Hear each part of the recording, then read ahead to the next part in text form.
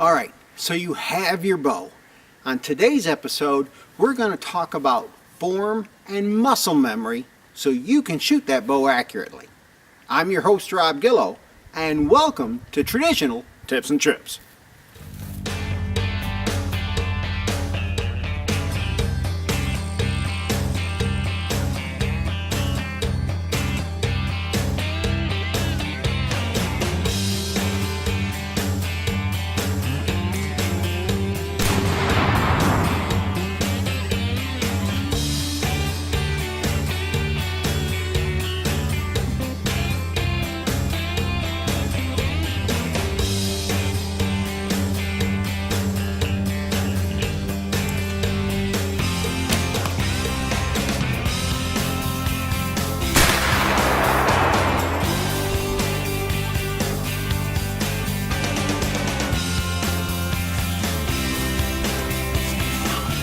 Okay, so there's two things we wanted to talk about today, and I think they're two very important things when it comes to shooting your traditional bow accurately. Now, please understand again, there's several different ways to do this. I'm going to be showing you what I do and what I've shown that's worked for me in 30 some odd years of shooting traditional archery equipment. So one of the things that I like to teach new archers and so on is in how I grip the bow, and that's basically I come into the riser with the web of my thumb into the throat and then resting the fatty part of my thumb right here on the heel of the bow. This causes my hand to sit out instead of flat like over palming it. So when I sit out, notice my hand comes out, and then I bring these two fingers, the first two fingers, flat on the very back of the bow. Now what this does for me is in those times that I can get excited, when I'm at full draw or coming to full draw, I can squeeze that bow if I get excited, and it doesn't torque the bow. It doesn't move the bow while I'm doing my draw or releasing the arrow. So to show you this way, with those two fingers, I can squeeze and it doesn't torque the bow. You notice my bottom two fingers never touch the bow whatsoever. They sit off to the side. Now compare that to a full finger grip where you wrap around the bow. Now here, if I squeeze, you see how the bow turns in my hands, and it can do that upon release. That allows me a solid grip on the bow that even if I squeeze, doesn't cause it to torque. Now, anchor points can be defined differently in different ways. When it comes down to it, I prefer to utilize the middle finger of my string hand to come right into the corner of my mouth, and this also causes my top finger to rest right here on my cheekbone. Now this almost gives me a double anchor point when I'm locked into full draw. Whether you shoot split finger like myself or three fingers under, like I teach most new people in learning to shoot with fingers, you can use that same anchor. Now a lot of my friends utilize their top finger in the corner of their mouth, and that works awesome. For me, the middle finger right here, bringing that top finger right against my cheekbone, gives me a rock solid anchor that I'm very comfortable with and shooting accurately.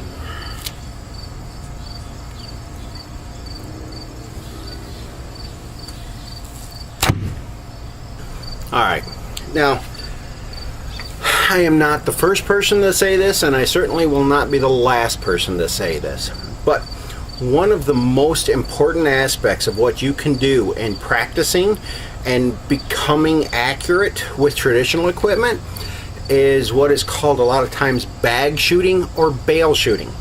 So it's really just getting within 2-3 yards of the target, and it has little to do with focus and the accuracy of what you're shooting the arrow, but it has everything to do with building muscle memory of your form and follow through on the shot. So one of the ways that I like to start doing this, especially before season starts, before we're getting into hunting season, but all year long, I always take a moment to bag shoot. And one of the greatest ways I like to starting with this is actually shooting a lighter poundage bow than I normally hunt with. In the beginning aspects and throughout of teaching my muscles and getting that muscle memory, I like starting out using a lighter bow. Most of my hunting bows fall between 55 and 60 pounds. This beautiful old Shakespeare actually draws about 45. So I like using this starting out to help train my muscles and get that muscle memory for that consistent form every time. So again, I get my grip lined up, and it has to do with the focus of holding my bow in place, locking my anchor, and a good strong follow through that leaves my bow hand pointed at the target all the way until after that arrow hits, and my release hand staying with my face, either staying still or letting the back tension pull it back some upon release. I've seen a lot of shooters use a double anchor, meaning they lock here on their anchor, and on release they come back and they touch their shoulder, which is a good consistent aspect. Me, I try not to overextend with my back tension for a couple reasons, and we'll get into that later. So for me, if I lock my anchor and come back, I will have my top finger at my earlobe, and that's usually a good solid anchor and follow through. And it'll look something like this.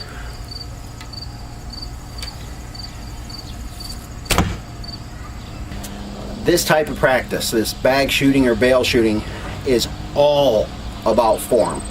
It's all about bringing it back, locking that anchor, and getting a smooth, consistent follow through.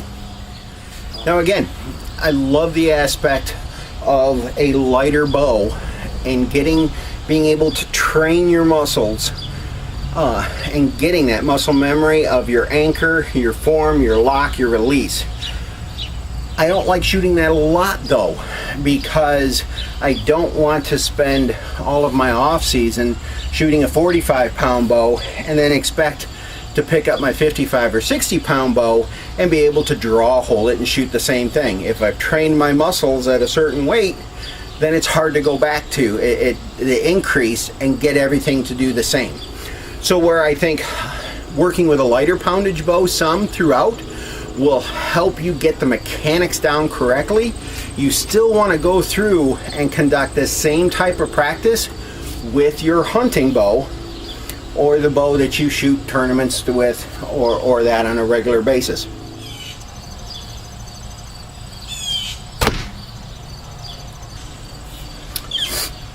I don't care how many years you've been shooting. I've been shooting and hunting with traditional equipment over 30 years now. You have to consistently shoot. You cannot put one of these bows away for a month or two, pull it back out, and expect to shoot it accurately again. Your muscle memory will go, your focus, and it's surprisingly how fast your strength of being able to draw the bow, that bow that was 60 pounds that you could draw easy during season, and then the summer you put it away a little bit because you got fishing to do, but then you pull it back out and all of a sudden that 60 pounds feels like 120. And it's the same aspects. If you're going to maintain accurate shooting with a traditional bow, you have to shoot the bow regularly, keeping in form. It doesn't have to be 20-30 yards. This bag style shooting for form is some of the most important practice you can do. Most folks will tell you that instinctive shooting, like I do, is 90% mental and 10% physical. And I do believe that to be true for accuracy. However, if you do not have a consistent form, anchor, and follow through, then that 10% is huge.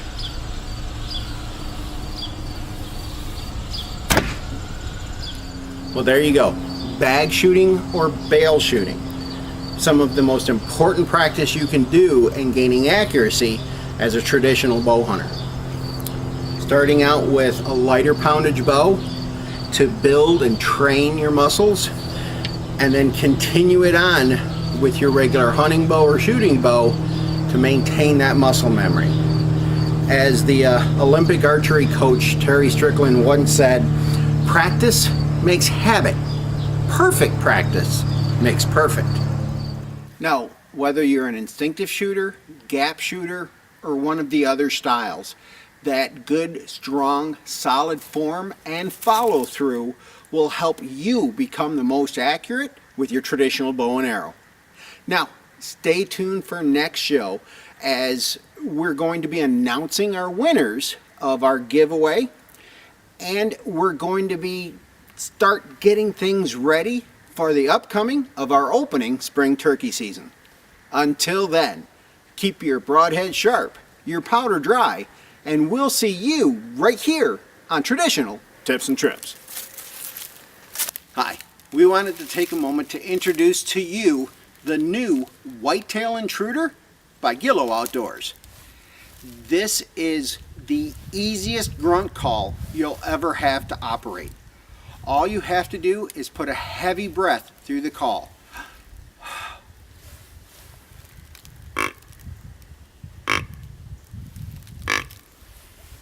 So little air pressure to get a good quality tone through the call. And this call will do your full range of deer calls, from your older buck grunt to your young bucks, all the way to your early season fawns.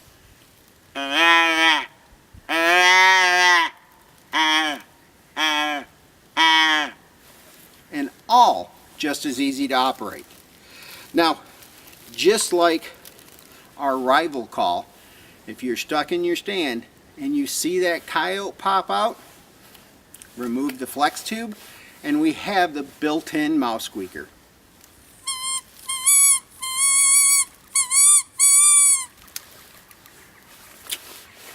The new Whitetail Intruder from Gillow Outdoors.